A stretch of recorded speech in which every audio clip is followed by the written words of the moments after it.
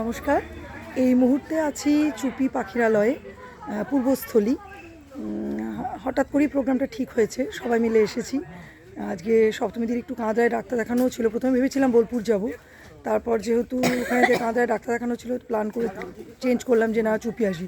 তবে এতটা দূরত্ব জানলে হয়তো আসতাম না, কোনো আগে কখনো আসিনি। আছে কিছু পাখি, তো দেখাবো, নৌকায় যাব। জায়গাটা তো এমনি প্রাকৃতিক সৌন্দর্য হিসেবে খুব ভালো, কিন্তু অনেকটা জার্নি করে সে খুব ক্লান্ত লাগছে। এবার অনেকটা রাস্তা এলাম।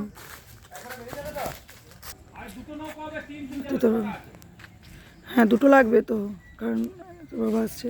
চল বাবু, এই নৌকা দিয়ে করে খুব সুন্দর লাগবে, সবাই যাচ্ছে, আমরাও যাবো। পাখিগুলো দেখতে খুব সুন্দর লাগবে। এ কি হচ্ছে বাবু? দিদা সিঁড়িতে অসুবিধা হবে, হাত ধরে আমার দুটো নৌকা, একটাতে বাবা মা, হ্যাঁ সপ্তমী দিয়ে চাপলো, একটাতে তুমি হ্যাঁ।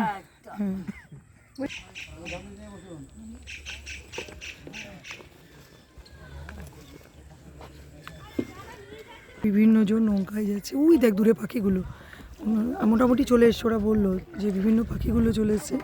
একদম দিদাদের নৌকাটা যাচ্ছে, তো শখ একদিকে একা রোদটা এইদিকে রে, এর পিছনটা এদিকটা আলোটা আসছে না, আলোটা এদিকে পড়ছে। আমি যখন পাখিটাকে তুলবো, হ্যাঁ হ্যাঁ নিচ্ছি। ওমা কেমন লাগছে? মনটা একটু ঠিক হয়ে গেল না? প্রথমে মনে ছিল এতটা জার্নি করে এলাম, কিন্তু নৌকায় উঠে অন্যরকম হলো না মনটা? নৌকা উঠে ভালো লাগছে তো? দেখ এইখানটা গাছ, এগুলো অ্যাকোয়ারিয়ামে থাকে যে গাছগুলো, সেরকম কি জানি উঠছে কিনা বুঝতে পারছি না ক্যামেরা। না, লোভ সামলাতে পারলাম না, একটু না দাঁড়িয়ে ফেললে হয়। সুন্দর লাগছে নৌকায়।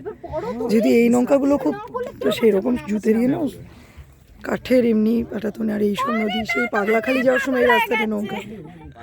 আরে কিচ্ছু হবে না দাঁড়িয়ে, অত ভয় পেলে জীবন নেই, কিচ্ছু করে অত টেনশন করিস না তুই, জীবনে অত রিস্ক। এই দেখ পাখিগুলো দূরে আছে, ওগুলোর কাছে গেলেই হবে। কচুরিপানার ভিড় দেখ। আগে বলছে এটা গঙ্গা ছিল, গঙ্গার এখন এটা বিলের মতো হয়ে গেছে, অসুরক্ষিত হয়ে গেছে। এবং এই জায়গাটা আরেকটা কারণে বিখ্যাত, সত্যেন্দ্রনাথ দত্তের জন্মদিন। হ্যাঁ, ওর মা শুটিংই করছে সত্যেন্দ্রনাথ দত্তের বাড়ির এখানে। যা শোন, একটা বাবার কাছে জায়গাটা আমি দাঁড়িয়েছি তো তুই টেনশন করছিস কেন? দেখ কি সুন্দর অনুভূতিটা, দেখ একটা দাঁড়িয়ে একটা আলাদা অনুভূতি হচ্ছে। চারপাশে দেখ কি সুন্দর কচুরিপানের মধ্যে, একবার জাস্ট প্রকৃতিকে উপভোগ কর। অত দূরে পাখিগুলো আসছে না, যখনই নৌকাটা কাছে যাচ্ছে পাখিগুলো সরে যাচ্ছে। না না, মোবাইল ঝোঁকায়নি। আদৌ কি পাখি আসছে আমি বুঝতে পারছি না। পাখিগুলোকে দেখা, হাঁসগুলোকে দেখা যাচ্ছে কিনা। এগুলো কি গো, কি প্রজাতি? কি এসকেসরা?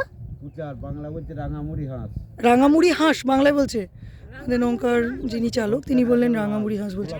বলে বাহ, দেখতে বেশ অন্যরকম। জলটার মাঝখানে এসে খুব সুন্দর লাগছে। ভয় পেয়ে গেলি? এই তো সাহস। ছি ছি ছি, কি ভিতু। দেখ দাদু দিদা কি সুন্দর। দিদা তুই ওদেরটায় থাকলে আরো জ্বালাতিস, ওই জন্য ওদেরটাতে নিলাম। ওদের তোর যা সাহস, দিদার সাহস প্রচুর। দিদা সাঁতারও জানে, দিদা চিন্তা নেই। আমাদের তো সাঁতার পাতা। তো দিদার আমার দাদু ছিল হচ্ছে দুঃসাহসী, আর আমি রিস্ক নিই ঠিকই, কিন্তু বুঝে নিই এটা পারবো। কি সুন্দর চারপাশে জলটাই আমার দারুণ লাগছে। পাখিগুলো দূরে চলে যাচ্ছে, স্বাভাবিক প্রকৃতির ইয়েতে নিজে ভালো থাকবে। ডিস্টেন্স তোমার 3বার, তাহলে তো তুমি ডিস্টেন্সে জানতে। ইয়ে দিবেন্দু দাদা, সেই তোমাদের পিকনিক সহিষ্ণুরা সব যেটা করেছিলে ব্লগ তুমি। দিদা বলছে জলগুলো কেমন ঘুরপাক খাচ্ছে, দেখেছো? কি জিনিস হলো বুঝতে পারলাম না। এই তো এখন 1 ঘন্টা এনজয় কর, পাখিগুলো উঠছে দেখ। এখন আমার পিছনে কি আছে দেখ, জল, সামনে জল, পাশে জল, সাইডে জল, জলের মাঝখানে নৌকা।